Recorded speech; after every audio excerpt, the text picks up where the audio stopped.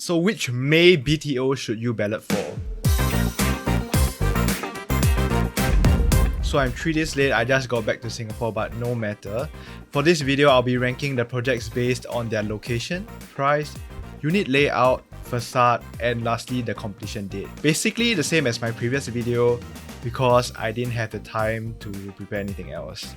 So for this exercise, there are 5 BTO sites: Bukit Merah, Buona Vista, Toa Payoh, Lakeside, and Yishun. Also do take note that both Bukit Merah Ridge and Ghim Moh Ascent fall under the prime location housing model. Bukit Merah Ridge probably has the best location. It is located at the junction of Henderson and Tiong Bahru Road and has a whopping 1,669 units spread across 5 blocks of 48 floors. I repeat, 48 floors. It is within 550 meters or a 7-minute walk from Tiong Bahru MRT station. Also, fun fact, a 5-room flat in City View at Henderson, which is located just beside this BTO site, just sold for $1.4 million.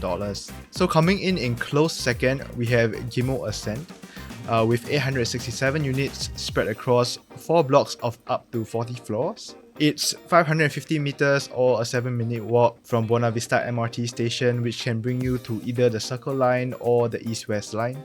Then we have the 3 other sites tied for 3rd place. Kim Keat Heights has the slight advantage of being in a mature estate of Toa Payoh, but can be seen as less accessible since it's 1 km or 2 bus stops away from the nearest MRT station, Braddell.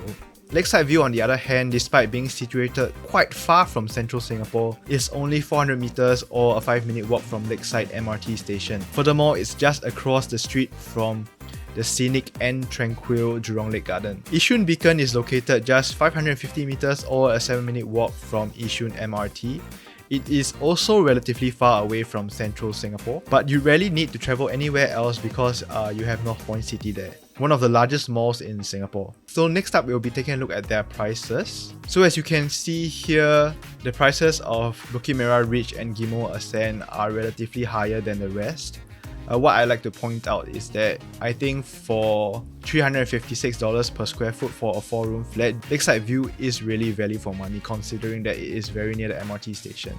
So the second cheapest project will be Yishun Beacon at $373 per square foot, followed by Kim Keat Heights and then the 2 PLH projects.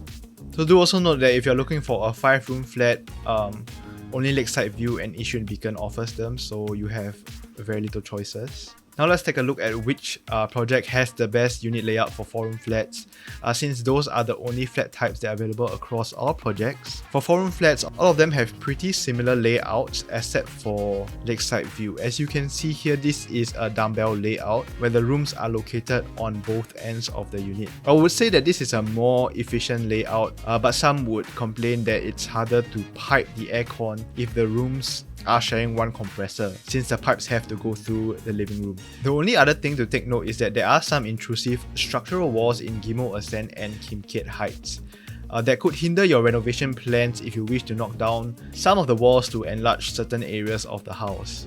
Now let's see which BTO project has the nicest facade. So this might not be important to many home buyers, but you know, it's interesting to look at. So my number 1 pick would definitely be Bukit Merah Ridge. Just look at how tall it will be, standing at 48 stories. The units will also come with full height windows in the living room and 3/4 windows in the bedrooms, which give it a more atas look compared to projects with half windows in the bedrooms, which is the case for some projects in this launch. So next up is Ghim Moh Ascent, which in my opinion is how all modern HDBs should look like. Very clean colors with full height windows in the living room and at least 3/4 windows in the bedrooms. So in third place, we have Kim Keat Heights, with a color palette similar to Bukit Merah Ridge, only that the rooms of this project come with only half windows, which is really quite a pity. In fourth place, we have Yishun Beacon. It has nothing going on for it really, but it still looks decent. And in last place, we have Lakeside View. I just think that the color combination here isn't that appealing. Now for the final criteria, also possibly the most important, is the estimated completion date. So if you need a home as soon as possible, you should go for Yishun Beacon, which will be ready in 3.5 years. Otherwise, you can go for whichever project you like. Bukit Merah Ridge and Ghim Moh Ascent have the longest wait of around 6 years. So there's also the launch of the sale of balance flats. So if you're looking to get a flat sooner than 3 years, you should take a look at that.